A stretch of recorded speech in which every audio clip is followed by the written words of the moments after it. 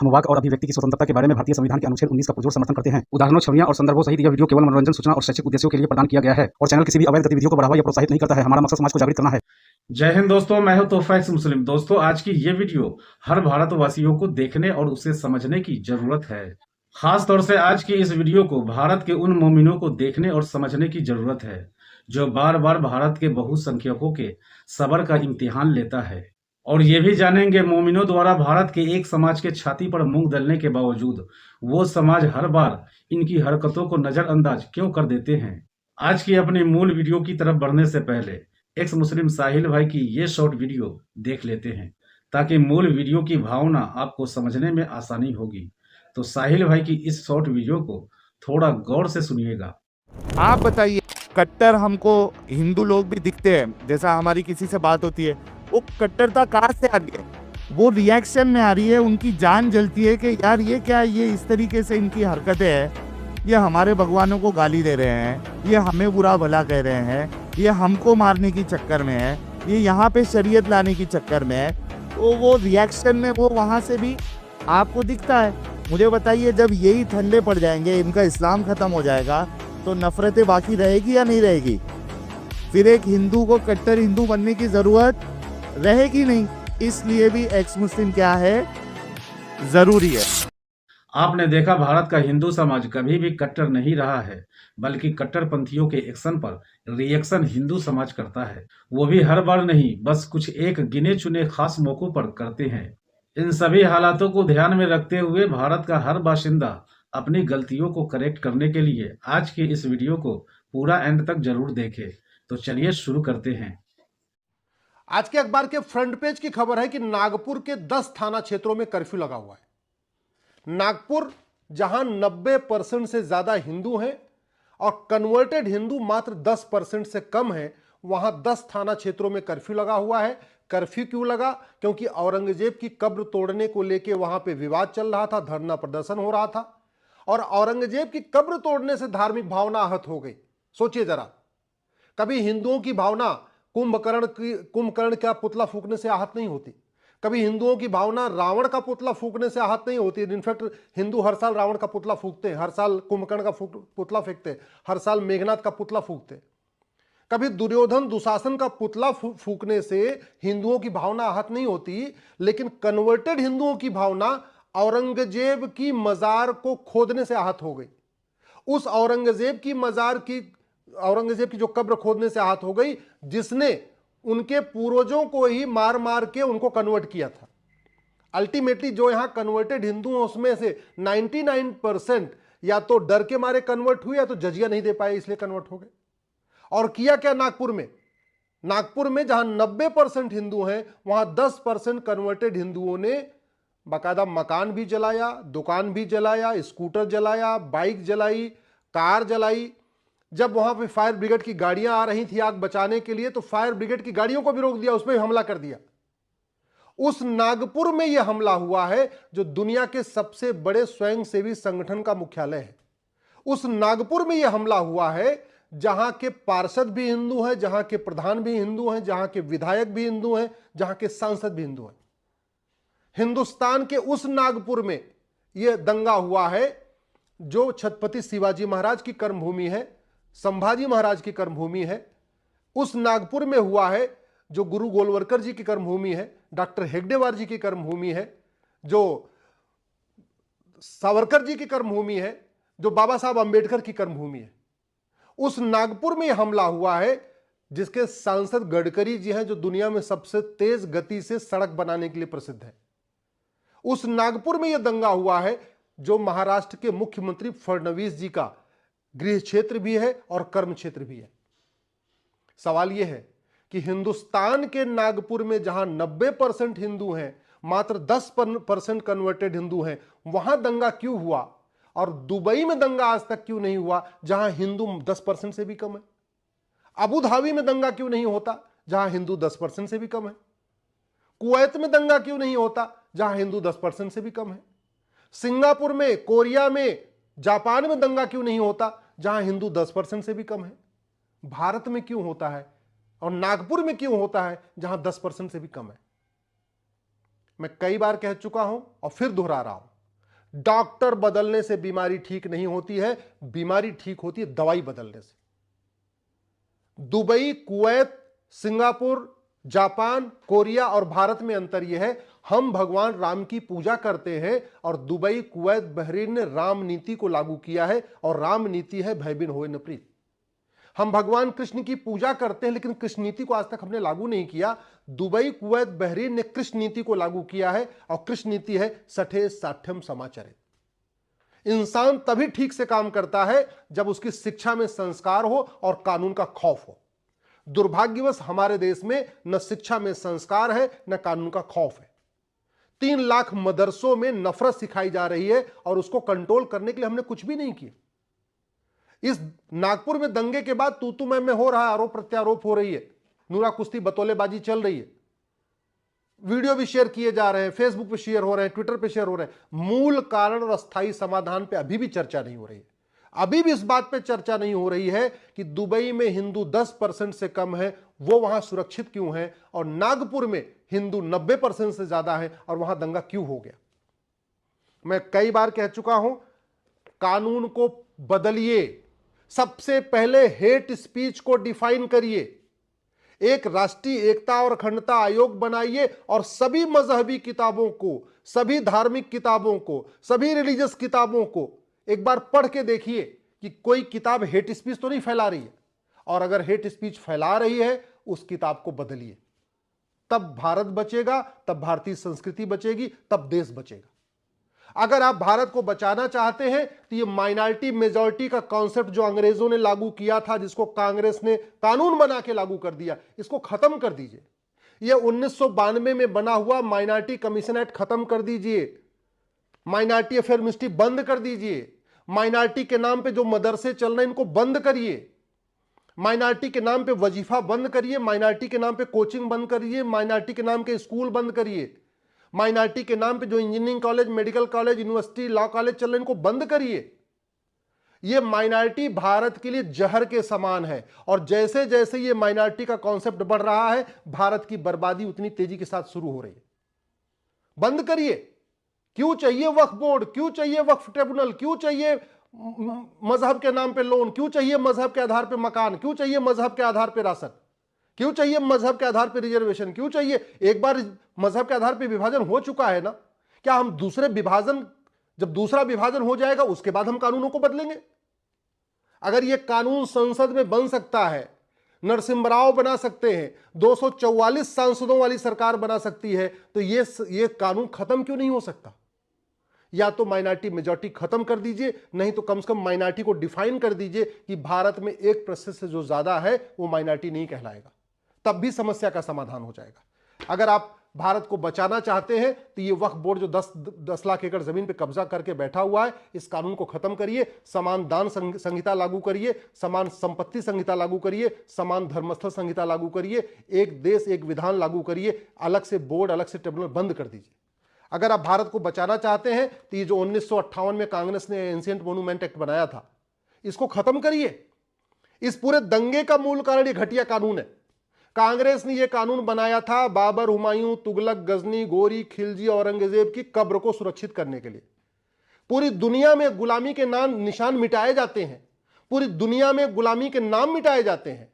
चीन भी गुलाम था, उसने गुलामी का नामो निशान मिटा दिया 1 साल के अंदर। 1949 में आजाद हुआ, 1950 में गुलामी का नामो निशान मिटा दिया, और हम 1947 में आजाद हुए और 1958 में एंशिएंट मोन्यूमेंट एक्ट बना के हमने सारे गुलामी के निशानी को प्रोटेक्ट कर दिया।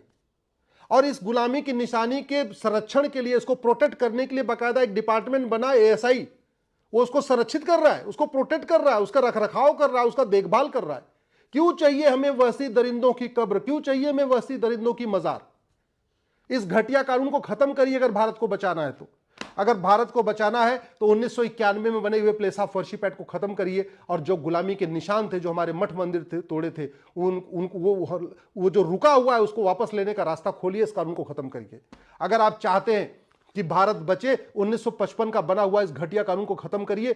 ये कहने को सिटीजनशिप एक्ट है, नागरिकता देने और नागरिकता लेने वाला कानून है। आज तक घुसपैठियों को नागरिकता मिल रही है, जिहादियों को नागरिकता मिल रही है, मिशनरियों की नागरिकता मिल रही है, लेकिन किसी की नागरिकता गई नहीं। ऐसा घटिया कानून है। एक यूनिफॉर्म सिटीजनशिप कोड बनाइए, समान नागरिकता संहिता बनाइए। अगर भारत को बचाना चाहते हैं तो ये जो कांग्रेस ने कानून बनाया था हिंदुओं को निहत्था करने के लिए, इस कानून को बदलिए, आर्म्स एक्ट को। पहले अंग्रेजों ने कानून बनाया था आर्म्स एक्ट और अंग्रेजों को हिंदुओं को निहत्था करने के लिए, और उसी कानून को कॉपी पेस्ट करके अंग्रेजों ने यह कानून बना दिया 1959 आर्म्स एक्ट। इस घटिया कानून के कारण हिंदू नवरात्रि में तलवार लेके शोभा यात्रा नहीं निकाल पाते। शिवरात्रि पे शंकर जी की शोभा यात्रा निकालते हैं लेकिन त्रिशूल लेके नहीं चल पाते। इस घटिया कानून के कारण हनुमान जी की शोभा यात्रा निकलती है हनुमान जयंती पे, लेकिन हिंदू गदा लेके नहीं चलते डर के मारे। इस घटिया कानून के कारण परशुराम जयंती पे हिंदू अपना परसा लेके नहीं चल पाते। इस घटिया कानून के कारण हिंदू निहत्थे हो चुके हैं। इस घटिया कानून को बदलिए और कम से कम हिंदुओं के जो हमारे देवता हैं, उन देवताओं के पास जो शस्त्र है उसको रखने की इजाजत दीजिए। भगवान गणेश का जो मुख्य शस्त्र था वो कुल्हाड़ी था, लेकिन इस घटिया कानून के कारण हिंदू जब शोभा यात्रा निकलते हैं गणेश जी की तो कुल्हाड़ी लेके नहीं चलते। भगवान परशुराम का मुख्य शस्त्र फरसा है, गड़ासा है, लेकिन हिंदू लेके नहीं चल पाते। शिवरात्रि पे शिवयात्रा निकलती है, लेकिन जो भगवान शंकर का मुख्य शस्त्र है त्रिशूल, उसको लेके हिंदू नहीं चलते।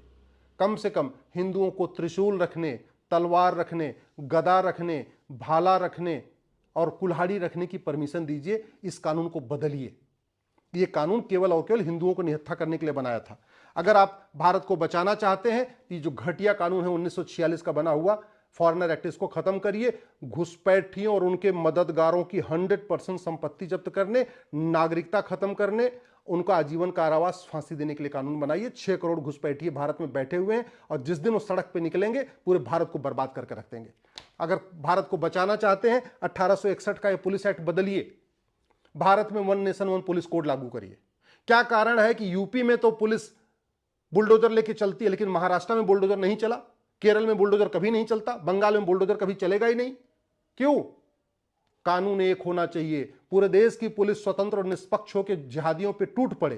पूरे देश की पुलिस स्वतंत्र और निष्पक्ष होकर अपराधियों पे टूट पड़े, दंगाइयों पे टूट पड़े। वो तभी होगा जब 1861 का पुलिस एक्ट बदलेगा, एक नया 1 नेशन 1 पुलिस कोड बनेगा, यूनिफॉर्म पुलिस कोड। कहने को ये नेशनल सिक्योरिटी एक्ट है, लेकिन राष्ट्रीय सुरक्षा के लिए क्या क्या खतरा है इसमें लिखा ही नहीं है। इसलिए न लब जिहाद वालों पे एनसे लगता है, न धर्मांतरण कराने वालों पे एनसे लगता है, न घुसपैठियों पे एनसे लगता है, न जिहादियों पे एनसे लगता है, न दंगाइयों पे एनसे लगता है। मिसयूज हो रहा है। हाँ, मनीष कश्यप अगर एक वीडियो बना देंगे तो एनसे लग जाएगा, लेकिन यहां पे जो दंगा कर रहे हैं उन पे एनसे नहीं लग रहा है। नागपुर में भी नहीं लगा। नागपुर में इतने दंगे हो चुके, इतना घर जला दिया, मकान जला दिया, कारें जला दिया, किसी दंगाई पे एनसे नहीं लगा। क्यों? क्योंकि हमने इसमें राष्ट्रीय सुरक्षा के लिए क्या क्या खतरा हमने डिफाइन ही नहीं किया है। कहने को अनलॉफुल एक्टिविटी है, दंगा करना अनलॉफुल एक्टिविटी है, घुसपैठ अनलॉफुल एक्टिविटी है, धर्मांतरण अनलॉफुल एक्टिविटी है, जिहाद करना अनलॉफुल एक्टिविटी है। लेकिन अनलॉफुल एक्टिविटी क्या है हमने इस कानून में डिफाइन ही नहीं किया। तो कहीं कहीं पुलिस लगाती है यूएपी है, कहीं कहीं नहीं लगाती। इसलिए कहता हूं घटिया कानूनों को बदलिए। ये भारतीय न्याय संहिता है, इसमें एक चैप्टर डालिए ऑफेंस रिलेटिंग टू इन्फिल्ट्रेशन, एक चैप्टर डालिए ऑफेंस रिलेटिंग टू कन्वर्जन, एक चैप्टर डालिए ऑफेंस रिलेटिंग टू लब जिहाद, एक चैप्टर डालिए ऑफेंस रिलेटिंग टू लैंड जिहाद। इस कानून को बदलना पड़ेगा। भारत को बचाना है, भारत की संस्कृति को बचाना है तो सठे साठ्यम समाचरित भय बिन होय न प्रीत सिद्धांत लागू करना पड़ेगा। और वो तभी होगा जब 1 नेशन 1 पिनल कोड होगा, 1 नेशन 1 पुलिस कोड होगा, 1 नेशन 1 जुडिशियल कोड होगा, 1 नेशन एडमिनिस्ट्रेटिव कोड होगा, और झूठ बोलना गंभीर अपराध होगा, झूठी गवाही देना गंभीर अपराध होगा। नागपुर में जो दंगा हुआ है ना, चलेगा 20-50 साल तक चलता रहेगा। क्यों? क्योंकि दंगाई झूठे गवाह लाके खड़े करते रहेंगे। और झूठी गवाही क्यों होगी? क्योंकि झूठ बोलना अपराध नहीं है, झूठी गवाही देना अपराध नहीं। हो सकता है इसमें बहुत सारे ऐसे भी हैं जिनके पास तगड़ा पैसा आ जाए, बाहर से फंडिंग आ जाए और पुलिस को सेटिंग करके उसमें जांच में से बाहर निकल जाए। और वो क्यों निकल जाएंगे? क्योंकि झूठी जांच करना भी गंभीर अपराध नहीं है, कोई जिम्मेदारी नहीं है। अगर इस भारत को बचाना चाहते हैं तो नार्को पॉलीग्राफ ब्रेन मैपिंग कानून बनाइए। अगर नार्को पॉलीग्राफ ब्रेन मैपिंग हो, ये जो 50 दंगाई पकड़े गए हैं नागपुर में, इनका टेस्ट कर लिया जाए तो पता चलेगा इनको भड़काया किसने, झूठी अफवाह फैलाई किसने, उन पे भी कार्रवाई हो। और नार्को पॉलीग्राफ ब्रेन मैपिंग कानून बन जाएगा तो जज फिर तारीख पे तारीख नहीं पड़ेगी, गवाहों के बयान के लिए बार बार डेट नहीं पड़ेगी। जज साहब सीधे टेस्ट की रिपोर्ट देखेंगे, नार्को पॉलीग्राफ ब्रेन मैपिंग की रिपोर्ट देखेंगे, सीधे अपना फैसला सुना देंगे। लेकिन उसके लिए कानून बदलना पड़ेगा। अगर आप भारत को बचाना चाहते हैं 1951 का 1951 का एक घटिया कानून बदलिए। दंगा रोकना चाहते हैं, जिहाद रोकना चाहते हैं, मजहबी उन्माद रोकना चाहते हैं, कठोर कानून बनाना चाहते हैं, ये रिप्रेजेंटेशन ऑफ पीपल एक्ट बदलिए। इसी के कारण घटिया गुंडे, बदमाश, माफिया, जासूसी करने वाले, जिहाद करने वाले पार्षद बन रहे हैं, प्रधान बन रहे हैं, विधायक बन रहे हैं, सांसद बन रहे हैं। इस घटिया कानून को बदलिए 1951 का, अगर देश बचाना है तो। अगर भारत को संस्कृति की रक्षा करना है, सबसे पहले राइट टू एजुकेशन एक्ट को, राइट टू इक्वल एजुकेशन लागू करिए। आखिर क्या कारण है कि जो भारत में रहते हैं उनको औरंगजेब से प्यार है, उनको खिलजी से प्यार है, उनको बाबर, हुमायूं, तुगलक, गजनी, गोरी से प्यार है। वो रहते भारत में हैं, काम करते भारत में हैं, खाते भारत में हैं, मकान भारत में बनाते हैं, लेकिन उनको भारत के त्योहारों से नफरत है, भारत के देवी देवताओं से नफरत है। क्यों? क्योंकि मदरसों में यही सब सिखाया जाता है। समाधान यह है, समान शिक्षा लागू करिए। 10वीं तक कोई मदरसा नहीं, कोई मिशनरी स्कूल नहीं, पूरे देश के बच्चे एक किताब पढ़ेंगे, सब अपनी अपनी मातृभाषा में पढ़ेंगे, लेकिन सिलेबस करिकुलम एक समान होगा। वैदिक शिक्षा व्यवस्था लागू करिए अगर देश को बचाना है, नहीं तो ये मदरसे बर्बाद कर देंगे भारत को, मिशनरी स्कूल भारत को बर्बाद कर देंगे। भारत को बचाना है तो ये जो 30 कानून चल रहा है मजहब के आधार पर, इनको खत्म करिए। एक यूनिफॉर्म सिविल कोड लागू करिए, एक पति एक पत्नी का नियम लागू करिए। ये जो लैंड जिहाद चल रहा है इसको रोकना है। ये 1908 का सिविल प्रोसीजर कोड खत्म करिए। प्रॉपर्टी को आधार से लिंक करने के लिए कानून बनाइए और एक नया सिविल प्रोसीजर कोड बनाइए जिससे मुकदमों का फैसला जल्दी जल्दी हो जाए। नागपुर में जिस स्थान पे गुरु गोलवलकर जी ने प्रतिज्ञा लिया था हिंदू राष्ट्र स्थापित करने की, वहां पे जिहादियों ने कब्जा कर लिया है, दरगाह कमेटी ने वहां कब्जा कर लिया नागपुर में। और कितनी बार सरकारें बनी, आई गई, लेकिन उस स्थान को नहीं छोड़ा पाए जहां गुरु डॉक्टर हेगडेवार जी ने प्रतिज्ञा लिया था हिंदू राष्ट्र स्थापित करने के लिए। सोचिए। तो वो जमीन क्यों? क्योंकि 1908 का सिविल प्रोसीजर कोड चल रहा है, मुकदमा चलेगा, 50 साल 60 साल चलता रहेगा। भारत को बचाना है तो ये एनडीपीएस एक्ट बदलिए। ड्रग्स जिहाद के कारण हिंदू नपुंसक हो रहे हैं, हिंदू लड़कियां बाज हो रही हैं, और ड्रग्स जिहाद का पूरा कारोबार कौन करता है सबको पता है। ये ड्रग्स जिहाद के जरिए जो पैसा आ रहा है वो सारा भारत की बर्बादी के लिए काम आ रहा है। ड्रग जिहाद जिससे जो पैसा आ रहा है उसी से बड़े बड़े वकील खड़े हो जाते हैं हाई कोर्ट और सुप्रीम कोर्ट में। इसको खत्म करना पड़ेगा। ये कालाधन की फंडिंग हो रही है लगातार भारत को बर्बाद करने के लिए। क्यों? क्योंकि हमारा कालाधन विरोधी कानून महाघटिया है। बेनामी लेन देन चल रहा है क्योंकि हमारा कानून महाघटिया है। प्रिवेंशन ऑफ करप्शन एक्ट महाघटिया है। घूसखोरी का मूल, जो घुसपैठ का मूल कारण घूसखोरी है, और उसका घूसखोरी का मूल कारण ये घटिया कानून है प्रिवेंशन ऑफ करप्शन एक्ट। हवाला के जरिए जिहादियों की फंडिंग हो रही है, खाड़ी देशों से भी हो रही है, बाकी अलग अलग स्थानों से भी हो रही है। क्यों हो रही है? क्योंकि हमारा मनी लॉन्ड्रिंग कानून महाघटिया है। विदेशों से पैसा आ रहा है एफसीआरए के जरिए भारत को बर्बाद करने के लिए। क्यों आ रहा है? क्योंकि 2010 में कांग्रेस ने कानून बनाया ही था।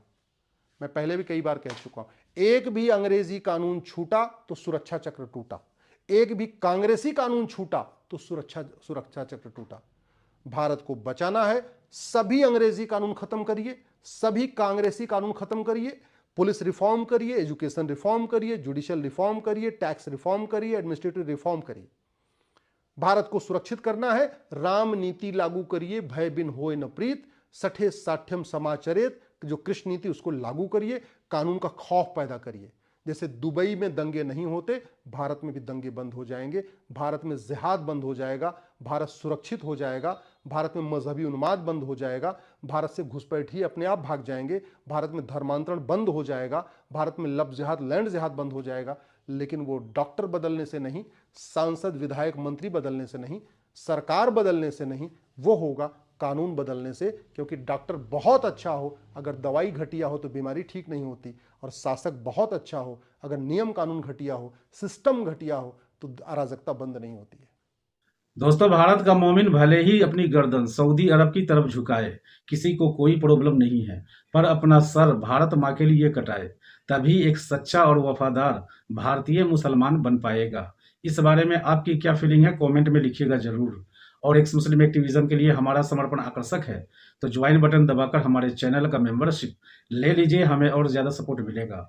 और चैनल को सब्सक्राइब किए बिना ना छोड़े, साथ में वीडियो को लाइक, शेयर और कमेंट भी किया करें, ताकि आपके लिए अच्छी अच्छी डिबेट हमेशा लाता रहूं।